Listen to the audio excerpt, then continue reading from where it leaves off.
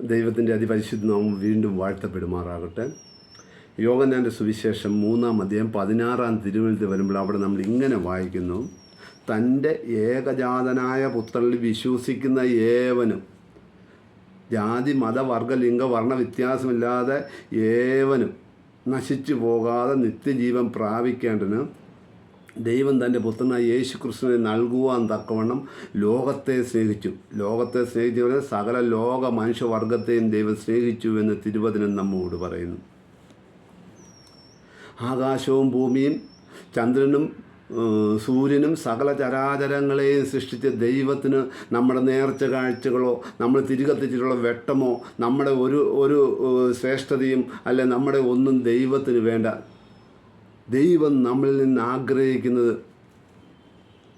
തൻ്റെ ഏകജാതനായ പുത്രനായ യേശു ക്രിസ്തുവിലൂടെ അവനിൽ വിശ്വസിച്ചും ഏതേൻ തോട്ടത്തിൽ നഷ്ടപ്പെട്ട ആ തേജസ്സും മഹത്വവും മഹിമയും സമാധാനവും സന്തോഷവും കൂട്ടായ്മയും ആ നിത്യജീവനും വീണ്ടും മനുഷ്യവർഗം പ്രാപിക്കണമെന്നാണ്. അതിനുവേണ്ടി എന്ത് ചെയ്തു? റോമാലേഖനം 8-32 തിരുവചനത്തിൽ വരുമ്പോൾ അവിടെ നാം വായിക്കുന്നു: സ്വന്തം പുത്രനെ ആദരിക്കാൻ നമ്മൾക്ക് വേണ്ടി ഏൽപ്പിച്ച് തന്നവൻ അവനോടുകൂടി അല്ലെ ക്രിസ്തുവിനോടുകൂടി സകലതും നമുക്ക് തരാതെ ഇരിക്കുമോ?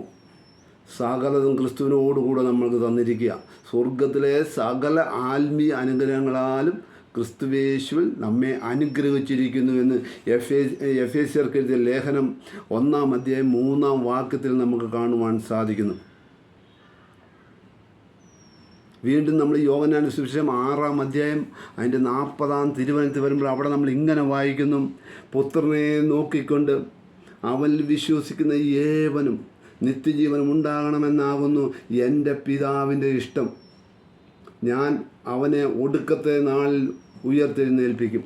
ഇത് നമുക്കറിയാം. കർത്താവായ യേശു ക്രിസ്തു തൻ്റെ ഐഹിക ശുശ്രൂഷ വേളയിൽ തന്നെ അനുഗമിച്ച് തൻ്റെ ശിഷ്യന്മാരോടും തന്നെ അനുഗമിച്ച് മറ്റുള്ള എല്ലാവരോടും കൂടെ തൻ്റെ ജനത്തോട് വിളിച്ചു പറഞ്ഞ കാര്യമായത്. എല്ലാ മനുഷ്യരും ആഗ്രഹിക്കുന്നത് മരണാനന്തരം നിത്യജീവൻ അവകാശമാക്കണമെന്നാണ്. കാരണം ഈ ഭൂമിയിൽ ജീവിതമെന്ന് പറയുന്നത് കഷ്ടതയുണ്ട്, വേദനയുണ്ട്, നിന്ദയുണ്ട്, പരിഹാസങ്ങളുണ്ട്. എന്നാൽ നമ്മളിവിടെ അന്യരും പരദേശികളുമാണ്. എന്നാൽ കണ്ണീരില്ലാത്ത, വേദനയില്ലാത്ത, ദുഃഖമില്ലാത്ത ഒരു നിത്യജീവൻ ദൈവം നമുക്ക് വേണ്ടി ഒരുക്കിയിട്ടുണ്ട്. ഫിലിപ്പിയ ലേഖനം 3-21 തിരുവചനത്തിൽ വരുമ്പോൾ അവിടെ നമ്മൾ വായിക്കുന്നു: നമ്മുടെ പൗരത്വമോ സ്വർഗത്തിലാകുന്നു, അവിടെ നിന്ന് നമ്മുടെ കർത്താവായ യേശു ക്രിസ്തു രക്ഷിതാവ് വരുമെന്ന് നാം കാത്തിരിക്കുന്നു. അവൻ സകലവും തന്നെ കീഴ്പ്പെടുത്തുന്ന ശക്തിയുള്ള അവൻ്റെ വ്യാപാര ശക്തി കൊണ്ട് നമ്മുടെ ഈ താഴ്ചയുള്ള ശരീരത്തെ അവൻ്റെ മഹത്വമുള്ള ശരീരത്തെ അനുരൂപമായി രൂപാന്തരപ്പെടുത്തും. ഇതാണ് സകല മനുഷ്യൻ്റെയും പ്രത്യാശ. ഇതിനു വേണ്ടിയാണ് നമ്മൾ കാത്തിരിക്കുന്നത്. അതിനായി നമുക്കൊരുങ്ങാം. കർത്താവിൽ വിശ്വസിച്ച് ആ നിത്യജീവൻ നമുക്ക് അവകാശമാക്കാം. വചനം പറയുന്നു: കർത്താവായ യേശു ക്രിസ്തുവിൽ വിശ്വസിക്കുക, എന്നാൽ നീ നിൻ്റെ കുടുംബവും രക്ഷിക്കപ്പെടും. ഈ വചനങ്ങൾ ആ ദൈവം നമ്മെ അനുഗ്രഹിക്കുമാറാകട്ടെ.